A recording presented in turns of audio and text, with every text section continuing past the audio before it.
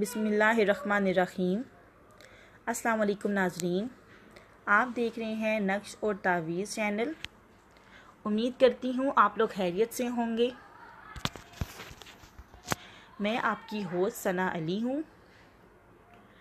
आज मैं आपको बताने जा रही हूँ कि अगर आप तावीज़, नक्श और ताबीरात के हवाले से हमसे कोई बात करना चाहते हैं या आप अपने मसलों का हल चाहते हैं, कोई आपको तावीज़ चाहिए, कोई आपके मसलों में जो है परेशानियाँ हल नहीं हो रही, उसमें कोई रुकावट आ रही है, अपनी कोई फॉल निकलवाना चाह रही हैं, तो आप हमारे हाफिज़ साहब से रब्ता कर सकते हैं। ये सब आपको चाहिए, कोई तावीज़, कोई मसला आपको आ रहा है, 100 तरह के मसले हैं, कोई बीमारी का है, चाहे किसी भी तरह का है, तो आप हमें रब्ता कर सकते हैं। ये मंगवाने के लिए आपको हाफिज़ साहब से रब्ता करना पड़ेगा और हाफिज़ साहब का नंबर इस वीडियो में नीचे दिया गया हुआ है।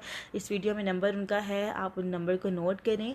और कोई भी मसला हो, चाहे बीमारी है, फिर चाहे कर्जदारी है या किसी भी तरह का आपको मसला आ रहा है, तो आपको उनसे रब्ता करना पड़ेगा।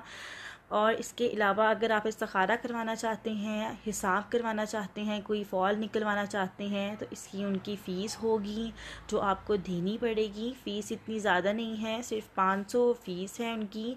और हाफिज़ साहब क्योंकि एक साथ सब लोगों का काम नहीं करते, एट अ टाइम सिर्फ एक का ही काम करते हैं और बहुत पुरसुकून से वो काम करते हैं। तो अगर आप उनसे रब्ता करके अपने मसाइल को हल करवाना चाहते हैं, कोई भी चीज़ पूछना चाहते हैं, तो आपको फ़ीस अदा करनी पड़ेगी। और आपको जो भी चीज़ चाहिए, जो भी तावीज़ या किसी भी तरह का आपको मसले का हल चाहिए, तो वो आपको ज़रूर मिल जाएगा।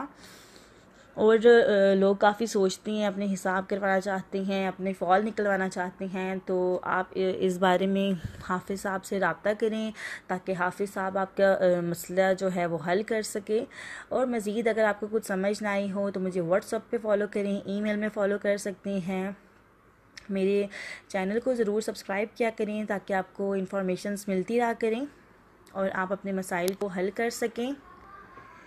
और मज़ीद अगर आपने कुछ जानना हो या कोई बात हो तो आप मुझे कमेंट्स में भी पूछ सकते हैं। तो ये थी मेरी आज की वीडियो। अब मेरी आने वाली वीडियो का करें वेट। तब तक के लिए दें मुझे इजाज़त। अल्लाह हाफिज़। जिज़ा।